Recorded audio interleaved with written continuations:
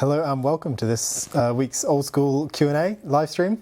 I'm your host Mod Gambit, and I'm joined this week by Mods Bruno. Hello. Mod Lenny. Hello. Mod Wolf. Hello. And Mod Ash. Hello. And on the chat we have Mod Husky. Yeah. I don't have any, well, I'll start off with some announcements, but before we get into those even, how good was the first week of Song of the Elves? Yeah, it was great. I love seeing the community reaction to it. It's been a long 6 months and very good to see how well it was sort of appreciated. Yeah. Yeah, I think it's gone very well. I was only able to get the stats that we can use with the potato, you know, those ones. I know there are some things you guys want to hear, things like how much money has been sunk on those crowns, how many implings have been caught, that kind of thing. Oh, are we? Who's Mike? Who's not done airplane mode? I'm on airplane mode. There we go. We found him. Oh, culprit on the end there. One. I checked mine. I was like, I'm pretty sure I did. Yeah, I'm good. It's been a while. Okay, hopefully the bzz will stop in chat in a second. Let us know if it's still a problem, guys.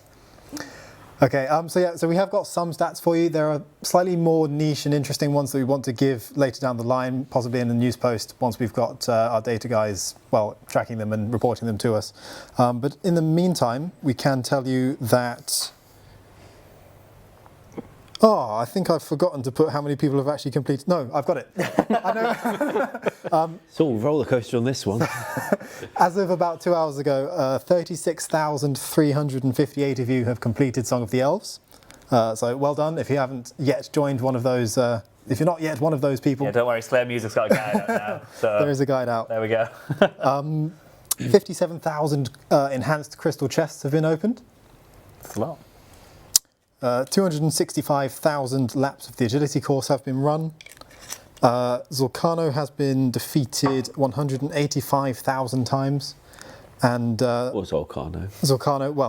Zorcano's almost got her own back and defeated 106,000 players. That's a lot. Okay. How? Well, I think it's still in the day one report post that we launched on Friday. The original, like the stats after 24 hours or so, and Zorcano had more kills than the players did on her. So, yeah, the team of us were quite amused when we kind of like went to get you those stats and looked like, is that Zorcano's actually winning. yeah, the KD has now flipped, so hopefully that gap will increase. We should do KDRs for the next time we do like a raiding dungeon. Like, remember how Theatre of Blood was on launch? Yes. Where by quite late on the first day, like so many thousand deaths. I put out a tweet showing the Grim Reaper standing outside complaining about the workload. But it would have been quite an interesting statistic to show against finally when people start defeating it and then making that a regular thing. Leech says that he loves grinding his pestle and mortar at Zorcano, but not for long. With one of the updates coming this week to stop that, hopefully. Pestle and mortar panic sell. Other stats on the Gauntlet, so that's been beaten just under 250,000 times, maybe 250,000 by now. Players have died in it 235,000 times. In the corrupted version, that's only been beaten 16,200 times. And players have fallen in that corrupted version 92,700 times. So, the Hunleth is hunted. Lots of getting good left to do. The best times for each of those, so the standard Gauntlet has been beaten in 3 minutes and 53 seconds, which is absolutely crazy. I don't know what the prep time was on that, but it must have been, well, very low. I believe that was actually a higher prep time than the same player's previous record, and they just got an incredibly lucky kill. Wow. Did they? Is it worth pointing out maybe what's happening with our competition for the Gauntlet? Yes, so I'm going to move on to that in a sec. So the best corrupted time as it stands, unless it's been beaten in the last hour or so, is 5 minutes and 35 seconds, which is, well, just incredible. I don't think we ever predicted times like that while it was being designed. So yeah, on the topic of the competition, I believe we have actually, before we go to the slide, can we discuss some changes that we're making to the Gauntlet first? Yeah, so sort of one of the big complaints that we've had with the Gauntlet has been that it feels very RNG focused when you are actually facing the Hunleth, and you can just sort of be hit 20, 20, 30, 20, and you're done. And there's sort of no way to combat that. That's the hits that it might be getting on you through prayer. So with this week's update, we are going to be reducing the amount of damage that you'll take while praying the correct prayer, but in turn increasing the amount of damage taken when you're not praying the correct prayer. At the same time, because in that case, you walk in, you might not be praying the correct prayer. That sounds a little unfair if we're upping the damage even more. So we're making it consistent. You'll always find that the Crystal Hunlift starts attacking with range when you first enter. And other than that, yeah, the attacks should feel sort of a bit more balanced, sort of reward the players who have got their prayer flicks correct and punish players who don't. How excited people are. Look at that. You just finished testing that, haven't you, actually? Yeah. In RC, I think so. Yep. So it's a lot more fairer now. Obviously, if you haven't got the right prayer on, then you're going to get smacked quite a bit, but... It's not that's ketchup, it's expected. Coke. Like, it's Coca-Cola. It's Gusto Naturally Slim Cola bursting with botanicals. It's delicious, but it's not ketchup. Is this some kind of like product placement here? A little bit of sponsorship going on? Song of the Elves, sponsored by Gusto, bursting with botanicals. No, it's just a delicious drink that was inside of our fridge. Use the code Song of the Elves. I'm kidding. Dragging this back to the Gauntlet then. So some of you guys have fairly and very reasonably pointed out that changing the core mechanic of the Gauntlet halfway through a competition for the fastest time will affect the competition. So if you haven't seen already, this was tweeted on @Old School RS from the official Twitter account. If we can bring this up, we have a slide here explaining what's going to happen. Rather than just giving away one chair then for the person who beats the standard Gauntlet in the fastest time, we're now going to give away 4 chairs. 4. 4 whole GT I don't know where we're Omega finding all these custom chairs. Old School branded chairs. So yeah, that'll be 1 for the player with the fastest normal Gauntlet before the change, 1 after, and then same for Corrupted as well, just so that no one's been hard done by the change, after it happens. We've also added the stipulation whereby if the same player happens to be the best in all 4 of those categories, they won't be getting 4 chairs. What we're going to do is then delegate to the next person along. Oh, is Wook's going to kit out his land? Exactly. I remember last stream specifically saying Wooks is going to have his full house kitted out with these things. Not anymore. We will announce him, whoever, if there is multiple people who might beat all of those scenarios. We'll announce them and then we'll give it to the people who were beforehand. It's like second place and we'll mention them. Yeah, absolutely. So yeah. Cool, so that's the situation. We'll leave the details up there for a little bit, but yeah, if you need them, they're on the Old School Twitter account. On the topic of the Gauntlet, I put in this slideshow. Let me grab the clicker. Oh, clicker. Clicker. It's only for 2 slides though. The production value. I included a bit of artwork of the Gauntlets. Oh wait, no, that's here. That's this one. What was that? Okay. Really good. I'm trying to remember the name of the user who. Oh, I feel very bad now. It's Iron. Did you not write it down? No, I didn't. Amateur. I meant to write it down. We'll credit them later. I think it's Irono or Ironco, something along those lines. I feel bad for them. We'll give them a tweet or a shout out later. It looks so good. I think it looks incredible. Really Well nice done, rendition whoever of you the Hunlift there. Yeah, I just wanted to include that. And then we also have this picture which I leaked not even 20 seconds ago of someone celebrating. I think they got 85 mining and wanted to draw this. I think their username was Draxor, which I'm more confident. Oh, that's cute. If I've said that wrong again, I apologise. But yeah, I thought this was a really nice You know what you don't see nice enough picture. of? Actual drawing. Like, I know it sounds really dumb. hand but drawing, like you hand, mean. because we're in an era now where so many people just use like the sketch pads, which looks great. Like, don't get me wrong, really good art, like the one that we just saw. But there's just always something nice about seeing a pencil drawing every now and then. That's true. Yeah. No, I really like this. Wanted to include it. Don't be mean in chat, guys. It's not. I hate they're calling it weeby. I like it a It lot. does look a lot like the emote. Oh yeah, okay. I see what they're getting at there. I'm seeing the that's fair enough. resemblance. Yeah. But yeah, no, I thought this was really nice. Cool. So if we can, I think that's everything I wanted to show. Sudden flash of a Hunlift there.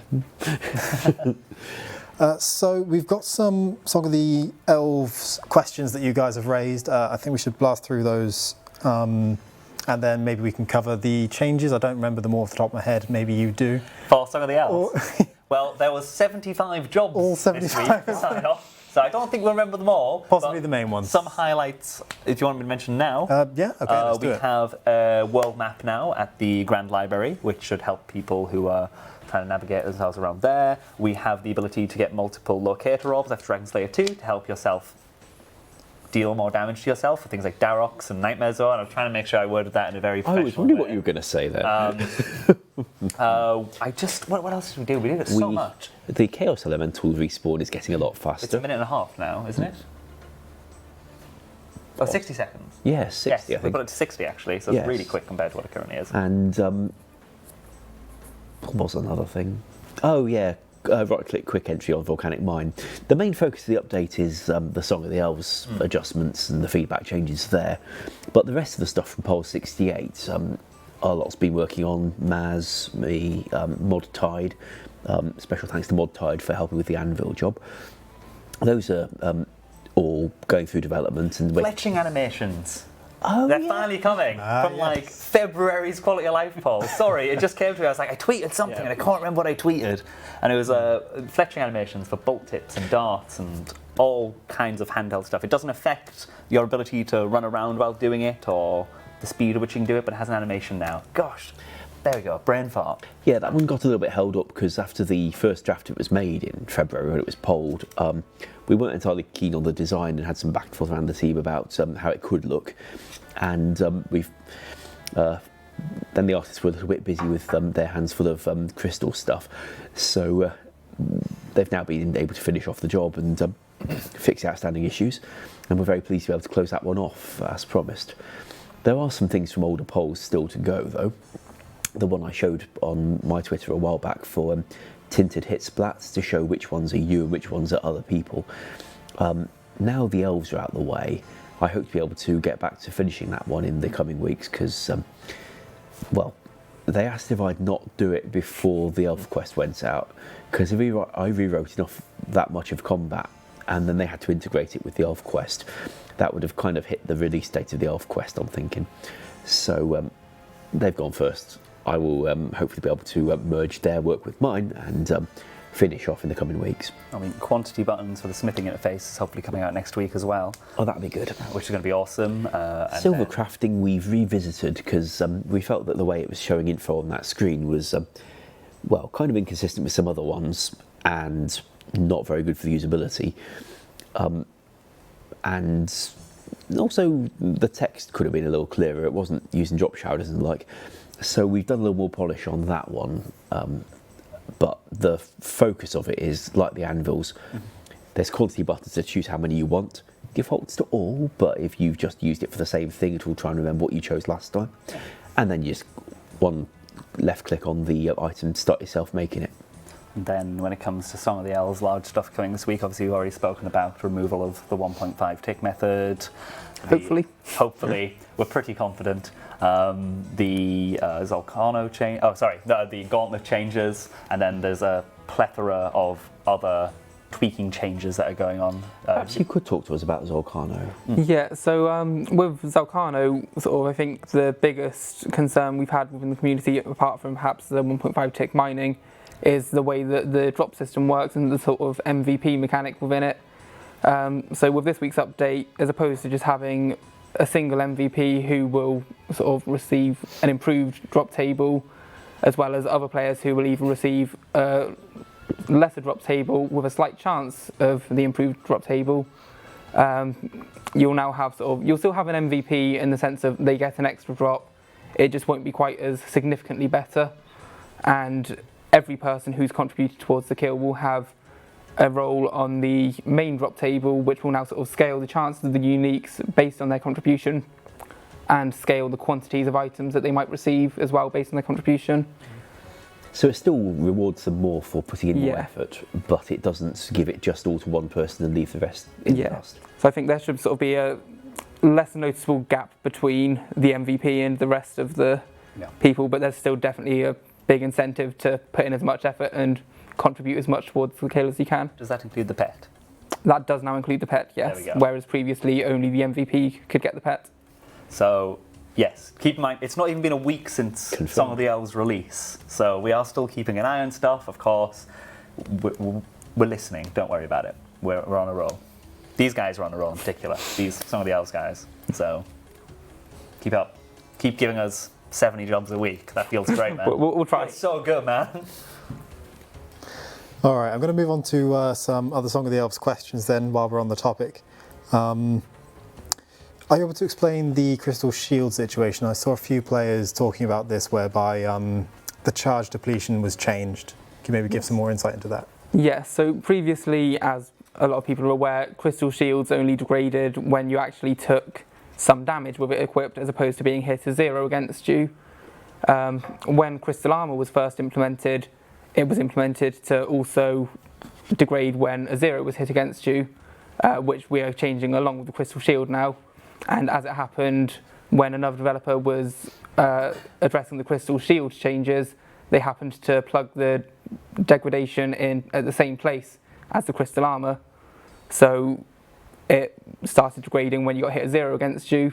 That's basically been changed back with this update, and the rest of the Crystal Armor has been changed to match it. I think it must be intentional because there was a comment in the code saying do this regardless of whether they took damage. Yeah, it wasn't. It was intended for the armor to start with, and then it just happened that another developer saw the armor was degrading there before they put the shield along with it, which wasn't quite how it was before. Moss Giants becoming re-aggressive. Yeah. And a waterfall quest. And Sorry. more dead things in That was an there. accident. There's more dead things back in there. They're all back. Yes. Yes, we are listening. Very sorry about that. Yeah. It's a big update, so we were keeping our eye on it pretty closely for a while. The bells, which are located on the second floor of Prifddinas, Right. all make a unique tone when rung. Is there something hidden here, or am I just running around ringing bells like a choir boy for no reason? I mean, whether there's no reason to it, I'm going to leave up to you. I don't really want to say too much there. I kind of want to just leave that one hanging I was for a bit. really hoping you'd give a hint, but in a really cool way. Oh, I don't know.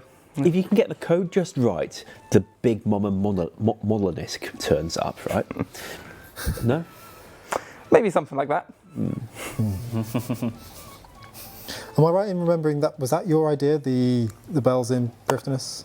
That actually came from somebody elsewhere in the company who I believe worked on RuneScape's version of Prifddinas. Okay. And it was, or the bells, not necessarily everything that goes along with them, was something that they wanted to do and just never got around to. Right. Well, We just kind of ran with it. Yeah. Fair enough. Some players would like a special attack for the Blade of Saildor to be repoled. They reckon it's because it's such a high maintenance weapon, it could do with something maybe a little bit extra maintenance in terms of like the crystals that you require to keep it charged. it's a bit high maintenance, a bit extra. Love the words you use for it.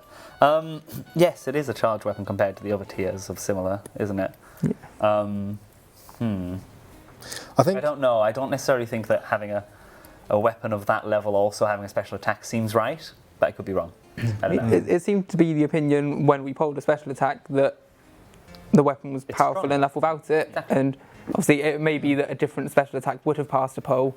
I wonder if it was the special attack options that we offered rather than the special attack idea itself. You know, that's the only thing, because I personally wasn't maybe all that keen on the ones that we offered. It doesn't sound like a special attack weapon in my head. Yeah. But what it does, if there was ever a potential for something like that, I'd suggest going more along the lines of like the scythe, in terms of because it's got charges and it breaks on overuse, it has a passive effect. But even then, is it strong enough already as a one-handed tier? Is 75, 80? 75, right? Laserman367 suggests that we give it a bad spec. I suppose that's a way of not changing it very much, but giving it a spec. Yeah, it's got the whip special attack. Everyone wants Everybody wants to play it.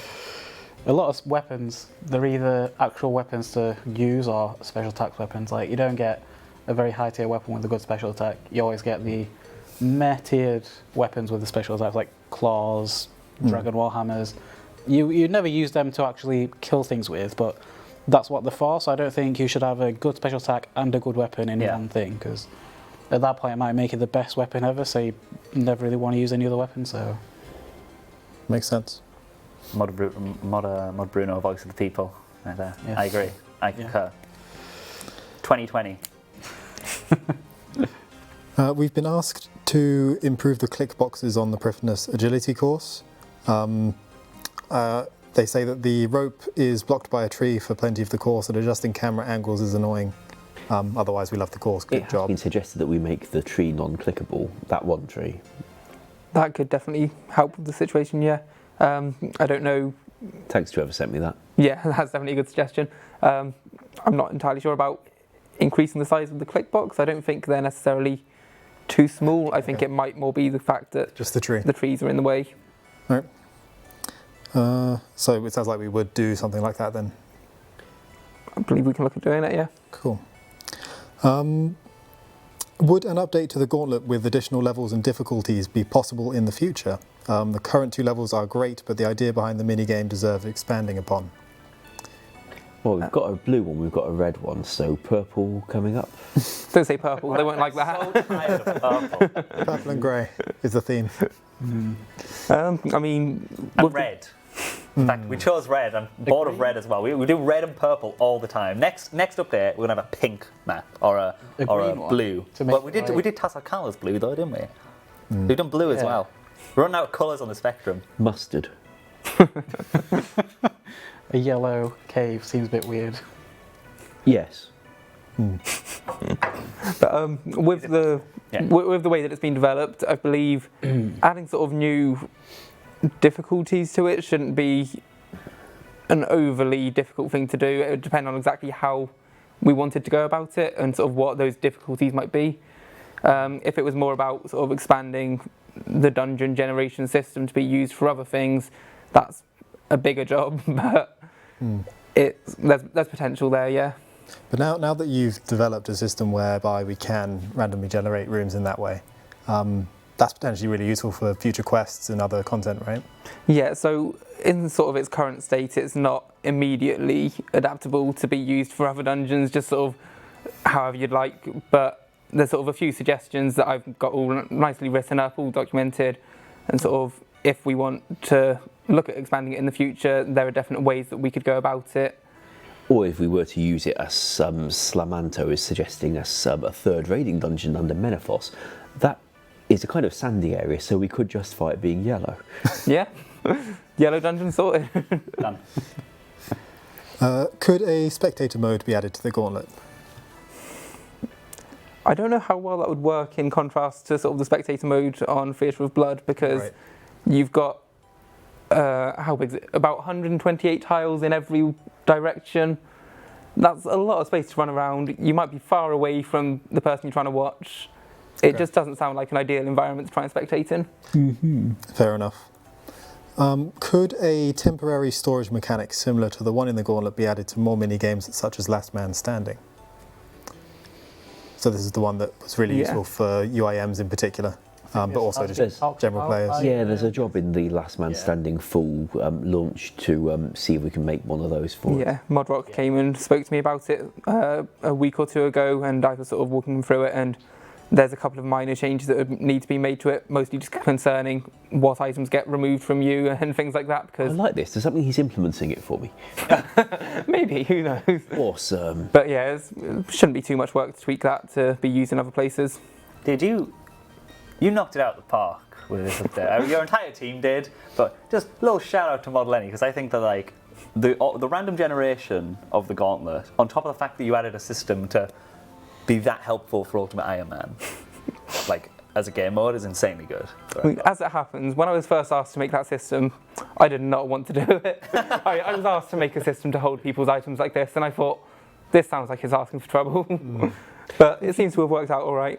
The equipping side effect code is pretty modular, and you're running all the right stuff to avoid forcibly unequipping things you shouldn't. We should be fine. Fingers crossed, yeah. In layman's terms, how does that work then? Do the items go somewhere else? Don't tell him. That's how bugs happen. If they know how it works, that's how it... Okay. Magic. The Dark Altar is this. When the elf asks you how many seeds you would like, Let's not ask about how many seeds we'd like. They don't need to know about that. All right. I'll just assume the NPC has massive pockets, and that's how it works. Yeah. And a labeling Brian system. just holds on to them for you whilst you're like doing the gauntlet. Nice guy. Good go, Bryn. Could we get the empty farm patch in Letia filled with something? It'd be nice if it weren't an empty brown patch both before and after Song of the Elves. I'm guessing that's the patch that's used to grow the... Valentine, Yeah. It could, but recently people have complained quite a lot because we're recently adding a lot of patches. So we had the Farming Guild, that came with more patches. We had... Yeah. I think maybe... I don't think they want it to be a farming Rather than a farming patch. It's going to look pretty. yeah, like maybe the elf gardener could just grow flowers in it for herself or something. Sort of, yeah. Sure. I imagine that should be perfectly doable, yeah. Cool. And the last one we have here on Song of the Elves specifically is the only elven item that crystal implings have on their table is the elven signet. Could this be expanded to include other elven items such as the infinite teleport crystal? The infinite teleport crystal, I believe that we're keen on keeping just on sort of the pickpocketable and killable elves. I mean, I suppose it depends on what else you might consider an elven item. Is the infinite teleport tradable? The seed that you use to create it is. Is the impling, are the implings tradable as well? The implings, no. They're like lucky implings. I believe so, yes. Okay. All right, I was just wondering. Okay. Zudu suggested we add the twisted bush to that unused patch. I like where it currently is, thank you very much. I was quite proud of that positioning. Okay, so we probably wouldn't look to move that there. All right. Probably not, no. If you guys have other suggestions for that table, maybe we'd be open to adding them to it. All right then, well that covers it for Song of the Elves. I'll move on to the more standard questions then. With the game now featuring Venenatis and Serachnis as spider bosses, as well as temple spiders offering a burstable alternative, would you consider adding a Slayer point unlock to higher level Slayer Masters for spider tasks? Did you put this question in?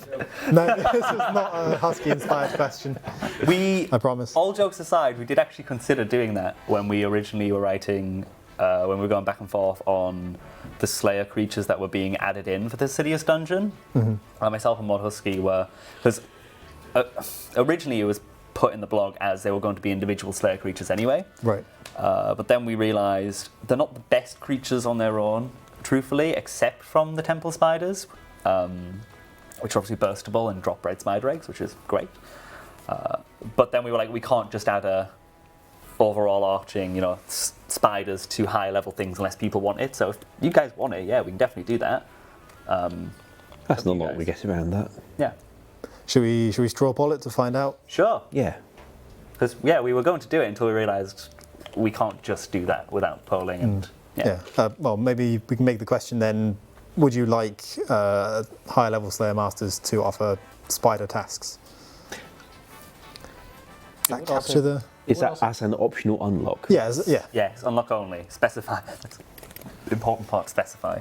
It would also be quite a fast task if you were to just go to Lumbridge and kill all the spiders, so it pleases both people who like quick points and actual spider tasks. And then we're going to make like a giant spider pen with just level 2 spiders. Just You already have that. You already have that. If you go to the Stronghold Security, there's literally a small room full of like level 2 spiders. That sounds painful. I don't just mean to be in, I mean like to click on them. Usually you let the cannon do the work. Oh yeah, stronghold. While that straw poll runs then, I'll Expensive. move on to the next question. Have you guys had any thoughts on writing a Void Knight questline? They're an interesting faction that most players interact with at some point. But for example, we have seen the outpost without knowing if there's a Void Knight base of operations. I don't know if anyone on the team has had any particular thoughts about it. I think the one concern that I'd have with it is that players would probably expect Karasi. They can have Karasi, the woman, not the sword. Yeah. Yeah, I don't know. Like, I just think it's not the most It wasn't my favourite quest line ever. I quite enjoyed it It personally. was okay. I enjoyed it. It was my favourite. But I sometimes ask myself, did I enjoy it? Like, because it was okay. I did them and they were fun. It was a good story. But did I enjoy it because it was just released all in like a matter of a year? So I managed to enjoy the story in one very quick loop, so I could recognize that, or did I enjoy it because it was actually as good as, you know, the elf storyline or the dwarf storyline? And I think the answer, truthfully, is because it was released in a year, so I got the full story arc in one go. Truthfully, that's just my opinion. And if that's the case, we can do that with another storyline instead. If it's actually because the Void Knight is an interesting storyline for people, we could potentially do that. It could be quite engaging in places. I mean, where you were playing as Karasi, going through her memories and trying to retrieve them, the audio team did a lovely sort of backward sound remix of the Pest Control tune, and I found it really quite exciting to play. When you're running around with a waxwood box, I found that less so. But the series ended well, so yeah, I could see there being an appeal for it. But we wouldn't be recreating RS3's quest, we'd be writing something old school.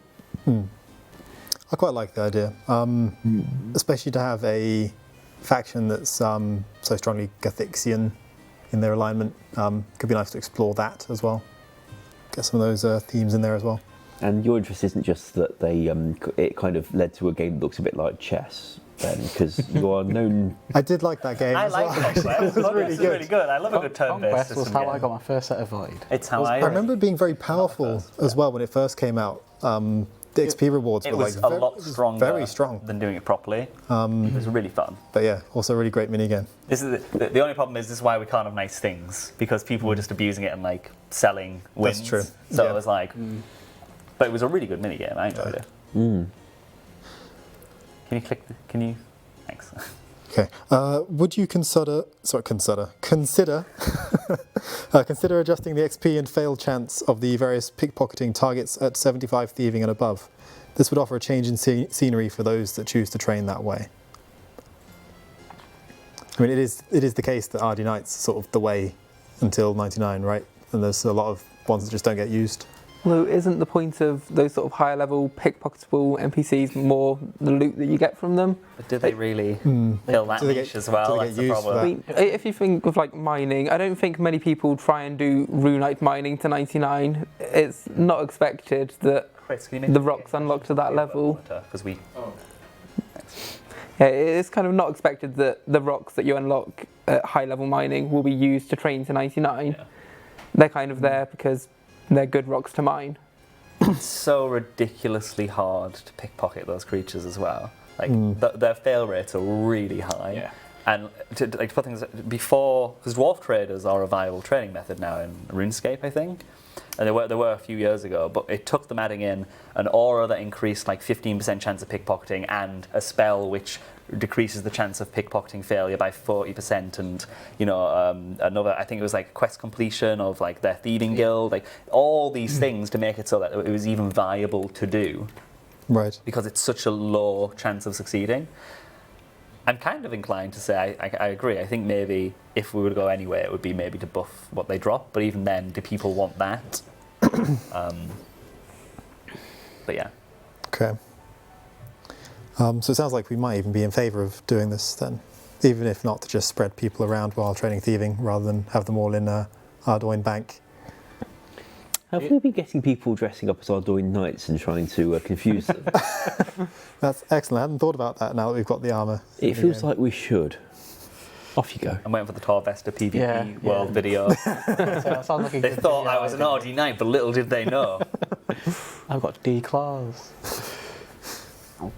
So the straw poll is in. We asked you guys if you would like higher level Slayer Masters to offer Spider Slayer tasks as an optional unlock.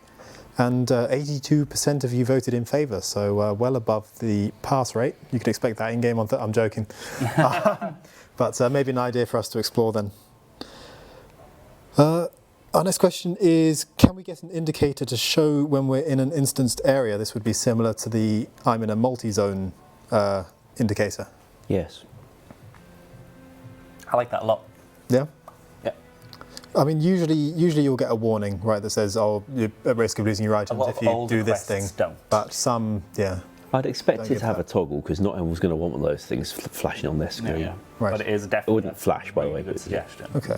Because the biggest problem with all the quests is that they don't have the warnings that we put in now. Because we always put warnings in, because people are aware that if they're dying instances, they might lose stuff, and we might not have put a grave system in. Right. So it's I Okay. love that idea. That's really good. Cool. Will we get more content to earn relevant untradeable gear through a minigame or skill? Getting a 1 bill drop from raids is obviously exciting, but I like the idea of working towards gear in a way that doesn't rely on camping Vorkath or getting lucky with a super rare drop. So I suppose they have things like Void and Defenders in mind when they ask this question. we went too far the other way on that one a long time ago with Polypore, that dungeon. The base thing was just bought from the shop for a few hundred coins, but then you spent a long time grinding to get the flakes you put on it, and that made the armour. And the feeling there was that it wasn't exciting because you were getting things at a fairly predictable rate on average, and you knew to keep grinding you'd get there. And apparently it made the place feel really boring.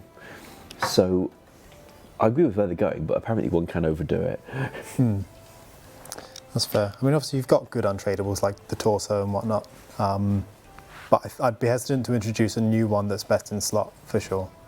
I think we've got a good balance of things like Infernal Cape, Vernic Defenders, which you can buy. Yeah. I don't think the balance is too bad. We could do with more untradeable best in slot rewards, but you also don't want to make it so that literally anyone without much effort can just get the item, aside from like doing a quest or grinding a minigame. On the boss asks what the difference is between Polypore and Zora scales. Well, we kept the fairly rare fang drops that you have to stick it on as part of that to keep it fairly exciting.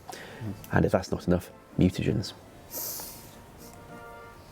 Which you can alk, by the way. Yeah. I don't know. I love the design of. I always like whenever we release something that has charges that come back from the place of the thing it's dropped. Great design philosophy to have it so that that thing will now never die if that item is relevant. That's always something you have to go back to and it's worth money. But then sometimes I think the fact that with Polypore in particular had 3 different tiers, that might not have helped as much. But well, the balancing on those was not done quite as intended. Among other things, the guy who was doing the calculations was under the impression that it would last for 8 hours, and he calculated everything else around that. And only after launch did he become aware that that is not true.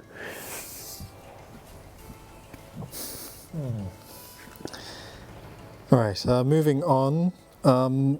Would it be possible for the collection log to record the number of specific random events that you've encountered or interacted with? Why the collection log? yeah. Yeah. I mean, yes, but But why the collection log? yeah. It's the question I have. Where else would we put it otherwise, I guess, is There's a is the counters thing. page on your play your own house. The adventure. Yeah, Yeah. like the big book in your house. Okay. Is the term weird flex was made for this. Yeah. This is a weird flex. Like, how many weird random ass. events have you gotten? It's like, Okay. Now, maybe if it counts how many genie lamps they're given.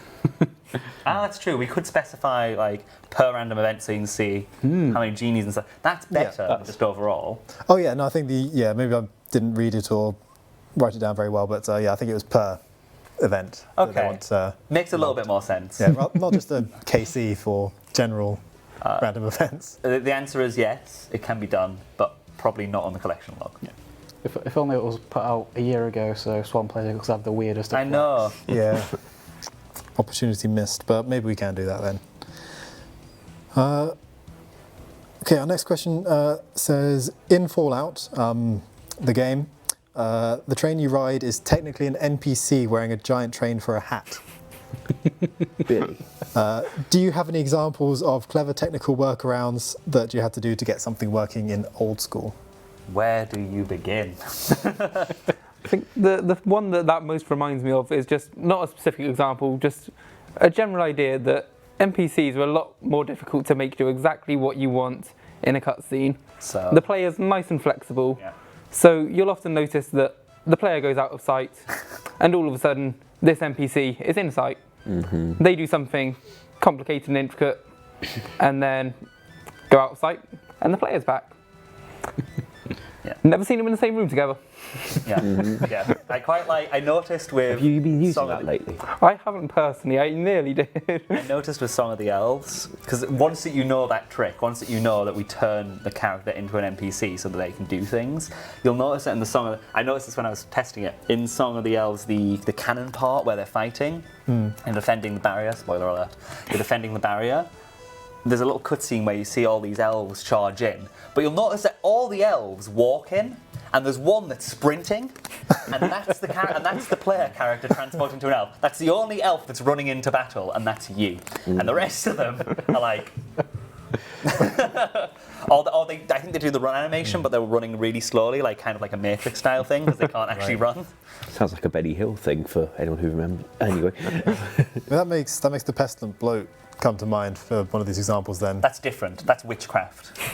Pure witchcraft. so what he's doing is he's going along a fixed path, and he doesn't have to be very flexible about it. So he can be teleported 2 tiles per server tick, and he's given a war cannon that looks reasonably all right for that.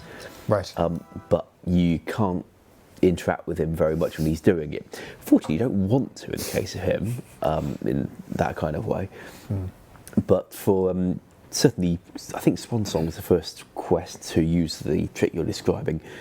When I wanted the wise old man to sort of skid round the back of a troll abruptly and then jump into it, do a kick and fall backwards in the middle of the kick, that is not something an NPC can conventionally do. There was one of my favourite ones of yours is the making an NPC a prod janim. Oh yes. So, when you made my arm a prod janim so that you could sprint across the screen.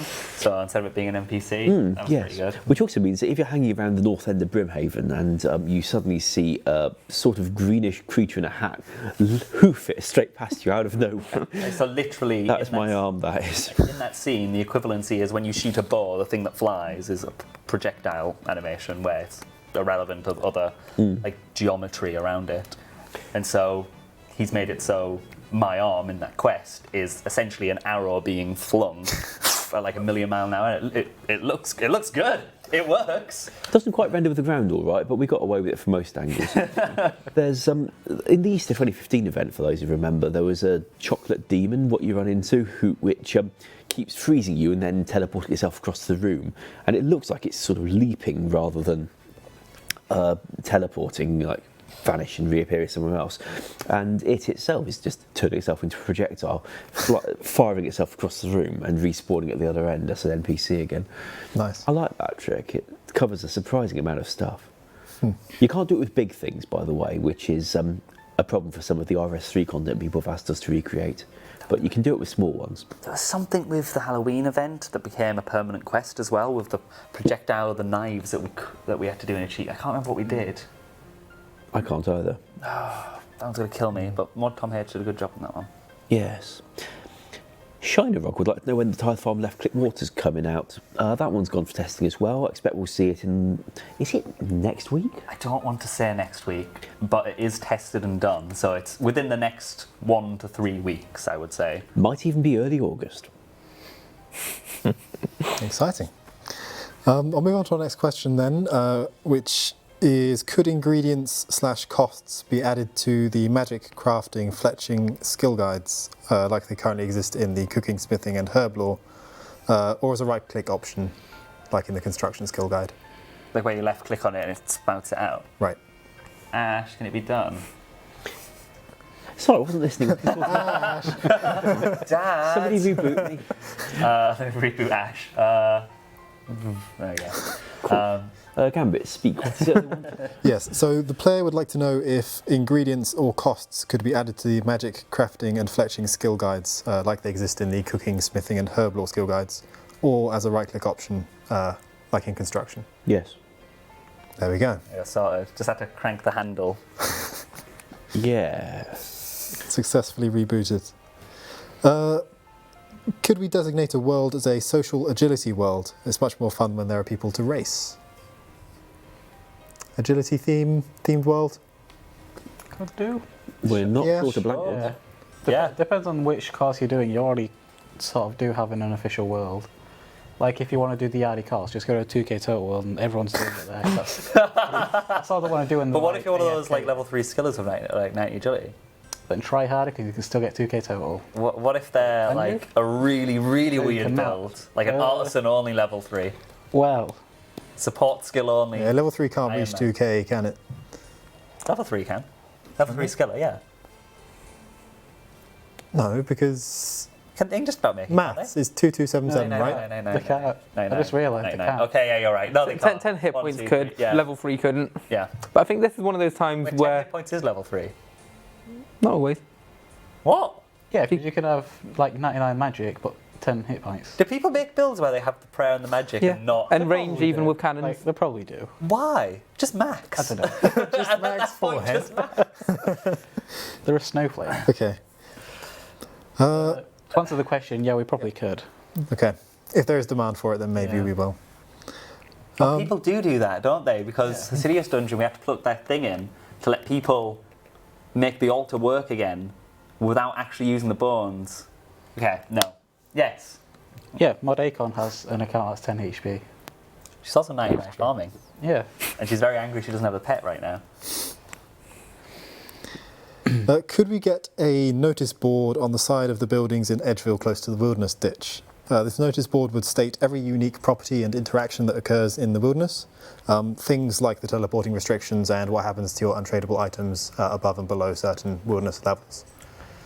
A notice board that lists some restrictions in the wilderness Well, might be all of them. reasonable. Oh, okay. All of them is there are so a whole many. big can of worms. Okay. There's so many sort of unique and bespoke interactions between items when you die in the wilderness Right. that trying to list everything that happens would be a nightmare. Okay. Fair And enough. I guarantee that something would be missed from it, and we would then have some unhappy players who say, well, your notice board didn't say that I'd lose this particular item if I had it in this level wilderness. Right. Fair enough. It's also a question of how much it'd be used, because I think we already have a notice board to do with kills. But I don't think anyone really checks it. I wonder if we could add it to the original warning box that comes up when you try to enter the wilderness for the first time. It's going to be a big warning box. Maybe not as a Most list, people but don't maybe as even- like a click through. Most people don't read that warning box and it says, warning, you will lose your items if you die in this area. Most people still skip through that. Imagine if it's like an essay. I think what we're describing is the Apple Terms and Conditions update. Okay. Sounds like maybe we're not keen on that then, or maybe in some form, but we're not sure if it would actually be read. I don't know how useful the limited form of it that would be more likely to offer would really be to players. I think what we'd put on that board is already readily accessible in game through like the items kept on death interface and things like that. Although I suppose just to play devil's advocate here, I would argue that means opening an interface while you're in the wilderness to check, right? I mean, you need to open an I'm checking interface what to read the items notice I've board. died. I'd lose if I die. Or I died and lost those items. I guess I know. You know? But, yeah, I get your point. Okay. So maybe we won't do that one. I'll move on to the chat questions then. If you have any more things you want answered, ping them over to @Old School RS in the chat and ModHusky will pick them up for you. Thanks, Modhusky. Oh, quite a few of them are Song of the Elves related. So the first one is, are we going to buff the Gauntlet loot? While we're at it, can we remove the bad drops from the Gauntlet when you fail? The bad drops. Well, there's a rotten tomato in there, I think. That was meant to be. If we gave him a rotten potato, that would be quite a good one. Regarding the drop table as a whole, it's something that we'll be keeping an eye on. We're not going to jump straight into just buffing it. We want to actually get the numbers and see how many completions people are getting in an hour, what drops people have been getting from it, and then act a bit more carefully on it than we may have done with some other drop tables in the past.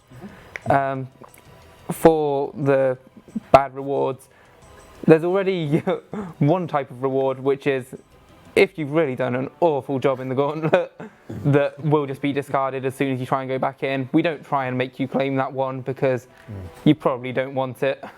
The rewards that are a little bit better but not particularly worthwhile, we could do the same for if it's wanted, but you may also want to claim those rewards, possibly. Yeah, I would argue it's one of those things. I mean, I've seen people saying, "Oh, I'm only getting a few 100k an hour."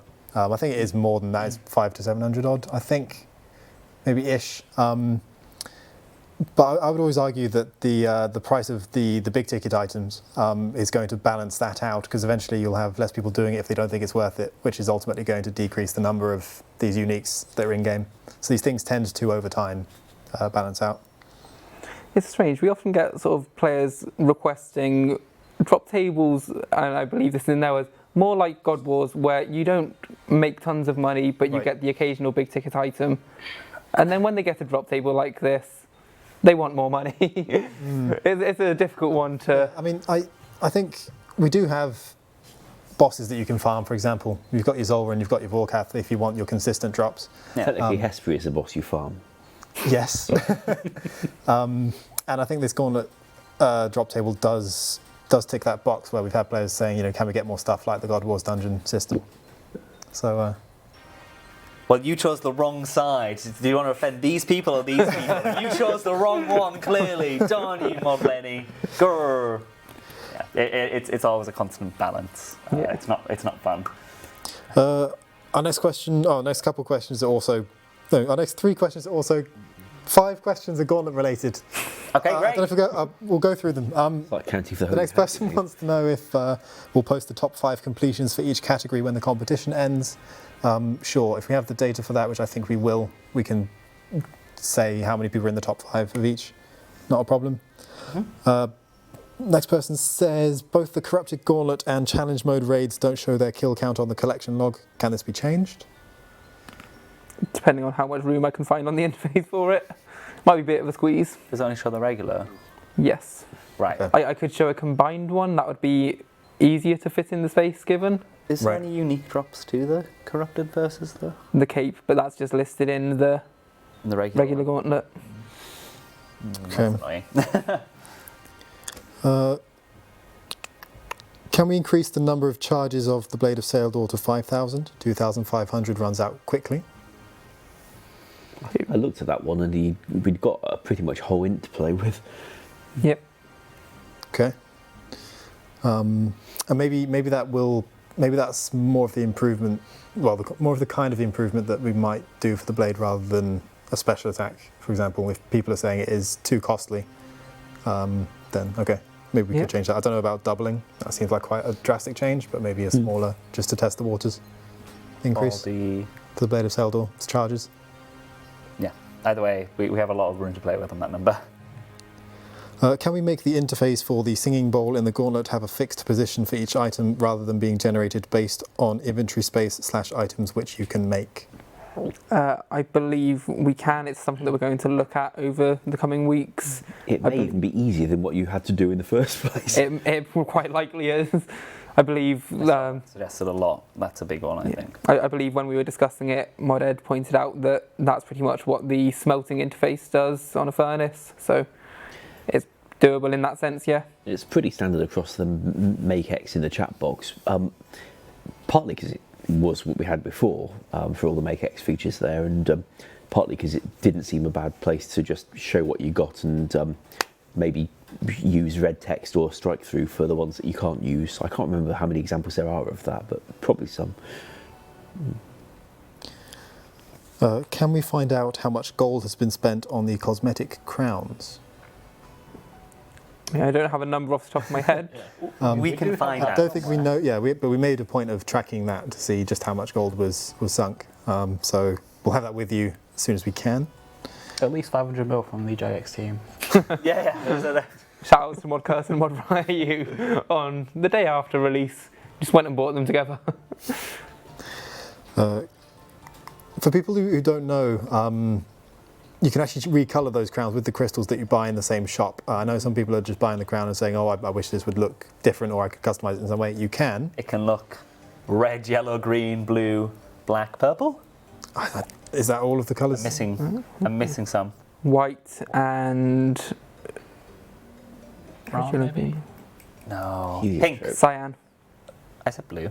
Yeah, there's dark blue and cyan. Dark and light. Amlod is dark blue and Maya is cyan, I believe. Sounds about right. Okay. Yeah, so if any of you complete Song of the Elves and happen to have 250 mil just lying around that you're willing to just drop on a cosmetic helmet, crown, sorry, you can recolor it as well. Why not? Yeah. You can always sell it back for 150 mil and cut your losses. Saw a rather nice design for crystal coloured graceful on social the other day, since they want to talk about graceful so much. Yes, I've seen people in chat talking about black graceful. Let's should we talk about that again, just in case people haven't heard us talk about it for a while? No. Okay, right. Not going to mention black graceful then. Sorry. For reasons and things. Reasons and things. We've spoken about it like the past 6 Q&As. I think it's been a few Q&As. You know a dev who's Very got often, plans the answer's for that. always the same. Yeah. Yeah. Moderi's got a design for it. It looks awesome. We're waiting for content that it would fit before it goes into game. And I know a dev who's got some content in mind that it would probably fit. That's what I was hinting about. I don't want to say too much. All right. Can we add the Dragon Pickaxe to Zulcano? It would fit thematically.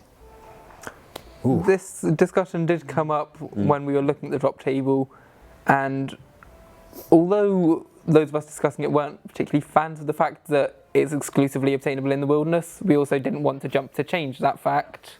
When we've got something that's only in the wilderness, even if it's not the most intuitive place for it to be, we would not be in a hurry to make it stop being like that. Yeah. Sorry. You see the Dragon Hatchet as a comparison of what can happen if you flood things from very easy method of obtainability like Wintertodd, for example. And I quite like the Dragon Pickaxe. Is it 3 to 6 mil?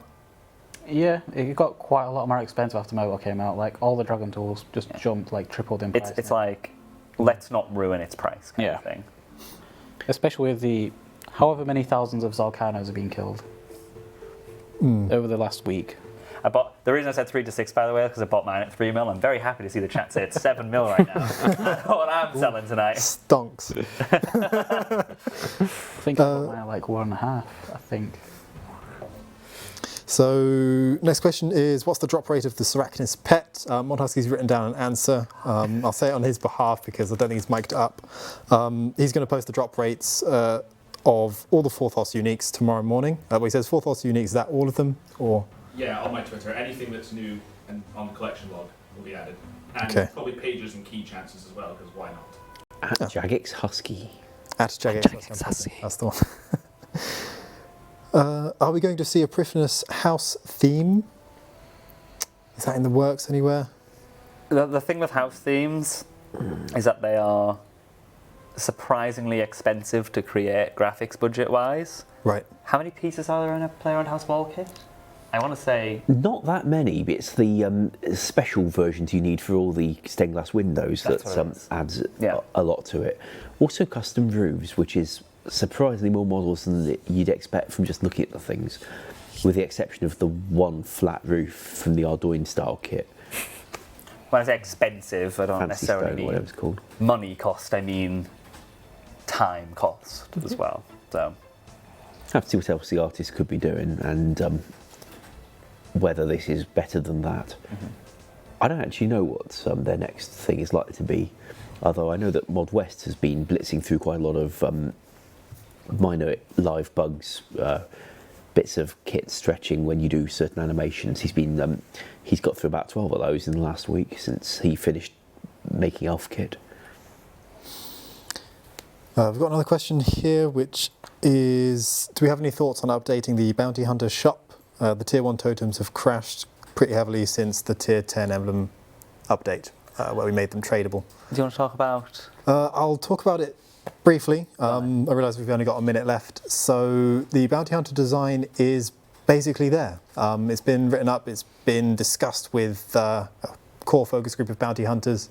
It's happening. There's been several iterations. It's now at a point where it's pretty much ready to post and show you guys. I just sent round a draft of it. Was that this morning or yesterday? I think. Say the other day, yeah.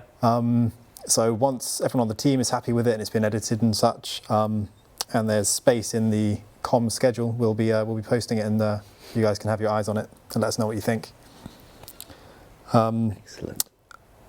In terms of the Bounty Hunter shop, the rework design has a whole section about the shop and how we can improve it, as well as emblems specifically and how they might work differently. So in terms of the short term, what we could do about emblems, I don't think we can really make any more changes. It would be, I think, silly to maybe back step and make tier 10s untradeable again, or maybe make the ones in between tradable. I don't think that's the way forward either.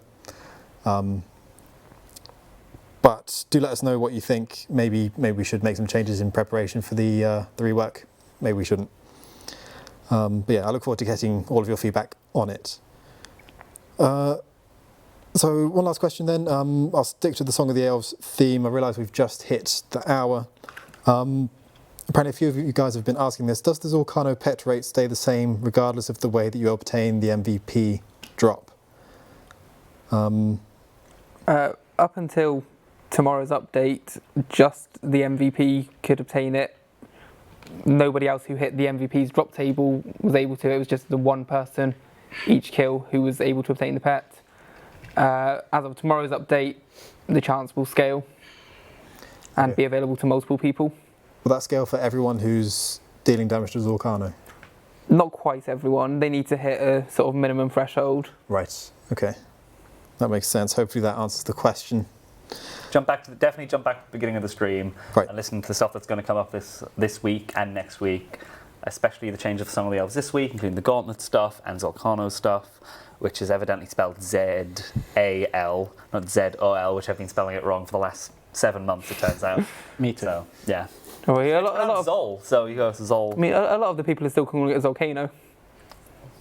Is that wrong? Zorcano. Zorcano. Zorcano. Zorcano. Mainly because I got beaten by these guys for saying Zorcano to begin with. So, yeah. All right. Okay, well, I realise we're at time, so that just about wraps things up. Like Modwolf says, go back to the beginning of the stream. If you missed it, we gave you some Song of the Elves stats. We explained the situation with the Gauntlet competition and changes to the Gauntlet and Zorcano. I think that just about does it. I'm going to thank everyone for joining me here on the sofa today, as well as Mod Husky on the chat. RuneFest stuff. We're still selling tickets. Yes. Please come and see us. Along. Come see us. Yep. We're and friendly. Expect an update on RuneFest merch, including tees and hoodies from us soon. The pictures in that, yeah. Oh, we got some good pictures. Oh, yes. Me and Ash were modelling the other day. That was fun. Oh, were you? Yeah. Look forward to seeing it was like, pretend like you're happy. And it's like, but we are happy. It's like, no, I need fake happiness. You're like, okay. And on that bombshell, I'm going to wrap things up. Thank you very much for watching, and we'll catch you in the next one. Bye-bye. Morning. Hello, Sailor. How are you doing? Doing good. Can you pass the milk? That's all right, mate. Of course. I'm doing great. How'd the Lands Out of Time release go? Well, the team absolutely nailed it, didn't they? And Song of the Elves, how's that going, dude? Song of the Elves coming along great. Team's doing a great job. It's nearly out. It's going to be the biggest update yet. Morning, Shawnee. Morning. I think somebody's been up playing RuneScape all night. No, I've been up all night planning for the RuneFest meeting this morning. I'll see you guys in there.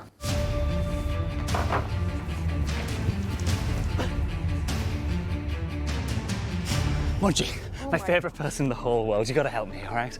I've got a RuneFest meeting in a couple of minutes. I left my notepad at home. Oh yeah, of course you did. It's at home. I was just wondering if you had any ideas about RuneFest this year. Well, it's funny, you should ask. Ah, great. Okay, fantastic. Okay, hit me. I thought you left that at home, mate. Different notepad. Right, well, so I'm thinking that this year, Old School needs its own area. Oh, yeah, own area. Seeing as those RuneScape lot are probably going to be using Land Out of Time, I'm thinking, what is cooler than dinosaurs? Space dinosaurs. Space? No! Dead dinosaurs! Oh. Fossil Island! Oh, that's really good. Yeah, okay, all right. Every corridor on this place looks the exact same. So I'm thinking we need more JMod meetups. Sounds good. Bring back the skill tips with a series of really, really awesome activities. Players love those. Yeah, and we need to do massive announcements like bigger, better, stage lights, everything. We could announce that content we've been sitting on, you know the one. And also massive LAN area. Sounds good. And we need to celebrate our content creators. And I'm thinking like huge Oscar-style Friday night party. That's so good. You know, Mod Shed thought he had it easy last year at the Royal Philharmonic Concert Orchestra.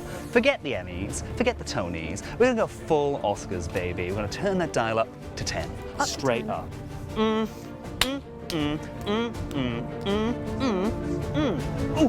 yes.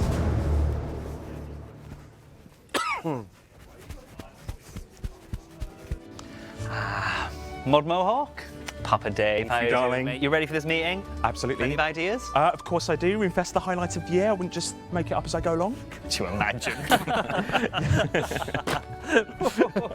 Oh, Shawnee, which room is the RuneFest meeting in? Sorry guys, it's tomorrow.